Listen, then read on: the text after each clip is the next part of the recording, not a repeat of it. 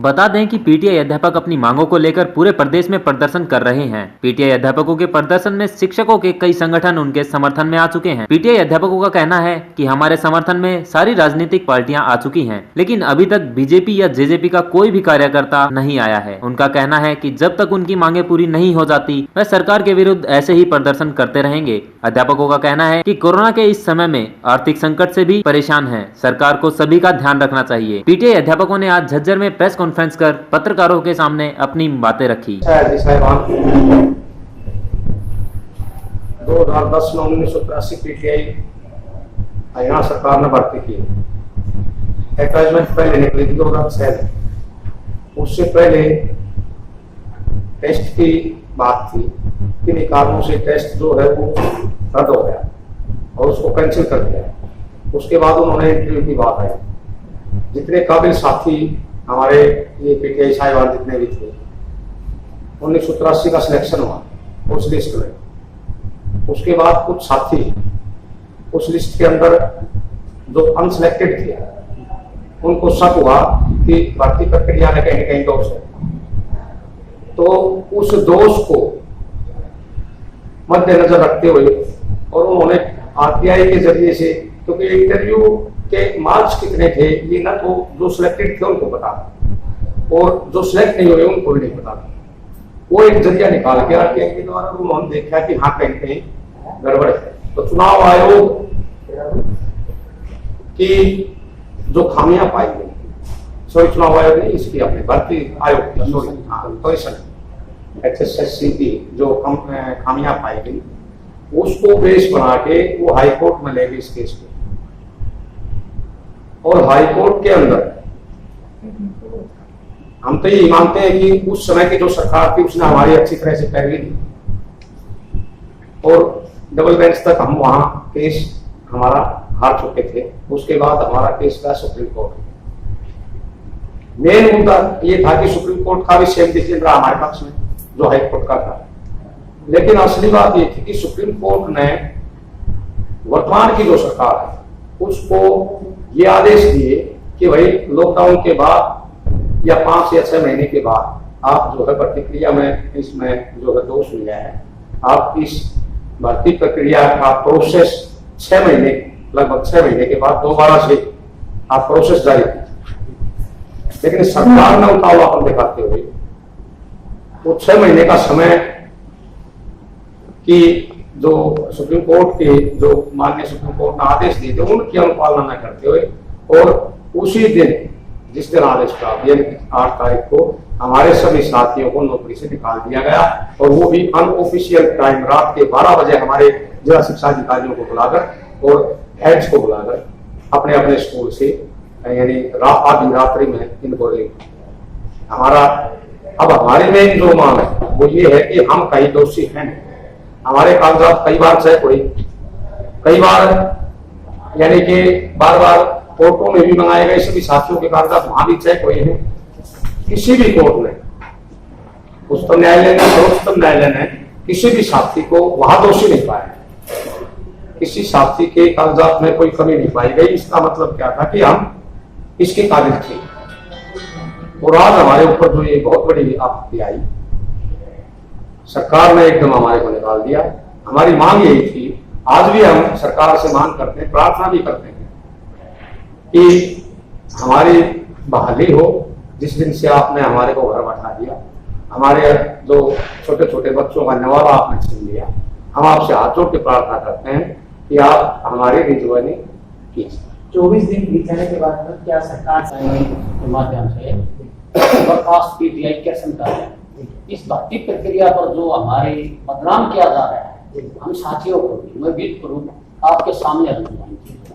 एक तो हमारा जो टेस्ट हुआ था ये 21/1/2007 को है, उसके अंदर जब कैंसल हो गया 1 तारीख 2 महीना 2007 को अखबार के अंदर आया। मैं आपको ये बताना चाहता हूँ कोई फ्रॉडुलेंट नहीं था, अगर कुछ आउट हो जाता है कोई चीज जागरण के अंदर दी गई, इस वजह से कैंसल हुआ। दोबारा फिर इसके लिए डेट दी गई, पब्लिक नोटिस दिया गया, वो प्रशासनिक कार्यों से फिर कैंसिल कर दिया गया। दोबारा जब हमारा ये हुआ 2 तारीख 9वां महीना 8 को 17/9/8 तक 15 दिन का इंटरव्यू हुआ। आप सबको पता है जब टेस्ट होता है तो 200 नंबर का टेस्ट और 25 नंबर का इंटरव्यू था। उसकी भी कॉपी है मेरे पास। ये जो जवाहर सिंह यादव जी कहते 20 से 30 कर दिया, वो सम्मानित आदमी है, किसी पद पर बैठे हैं, उनके बहन बेटे हैं, इतना दाग न लगाए हमारे ऊपर। ये नोटिफिकेशन है सरकार का, 25 नंबर का 200 का लिखित टेस्ट था और 25 नंबर का इंटरव्यू था। किसी कारणों से अगर ये कैंसिल हो जाता है टेस्ट, फिर इंटरव्यू बेस पर उन्होंने भर्ती प्रक्रिया की।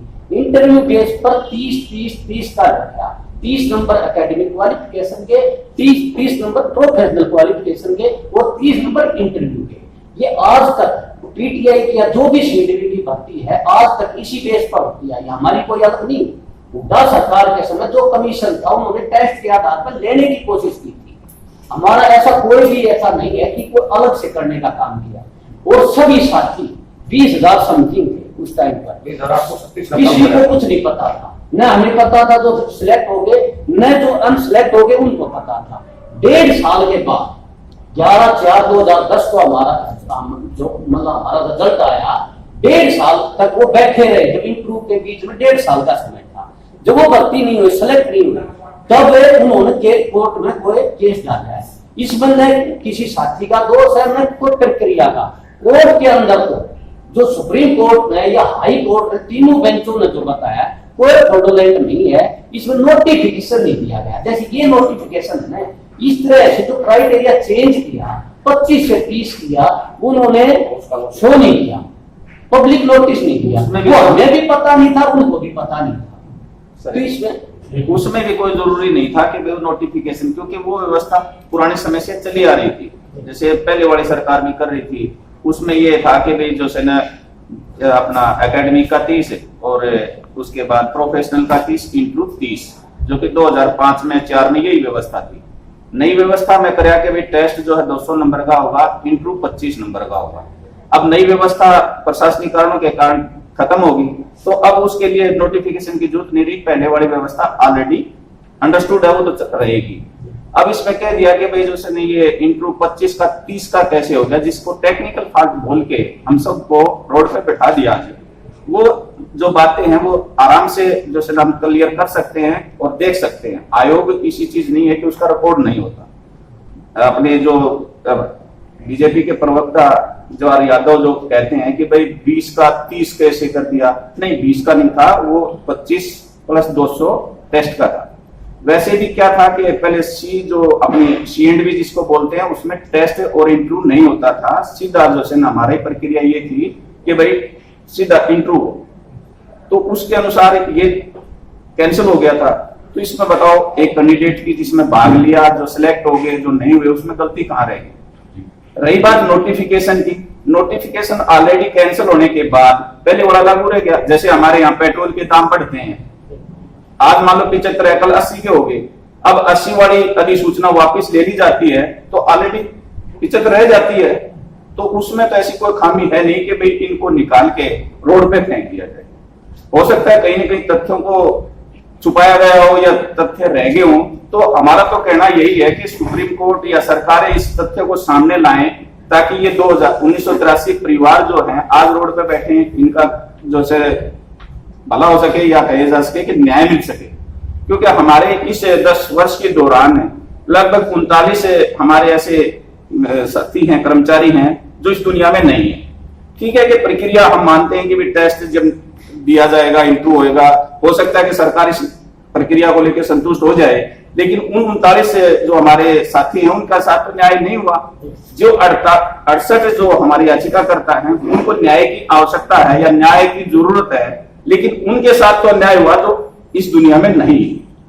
उसके अलावा जो से इसमें देखा गया है, जितना भी हम देखते हैं न्याय प्रक्रिया का हम सिस्टम, उसको हम कर्मचारी नहीं समझते हैं। हम तो जो तथ्य होते हैं वही देते हैं।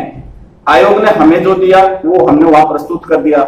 हमारे जो अटॉर्नी जो होते हैं उसने, सरकार ने अपना पक्ष रखा। उनका विश्लेषण ये निकला कि इन कैंडिडेटों की 1983 जो पीटीआई है उनकी कोई गलती नहीं है। ये उस केस के 85 पेज में मेंशन्ड है। तो फिर ये जो है गलत है। अनुपम हरियाणा के लिए झज्जर से अखिल चौधरी की रिपोर्ट।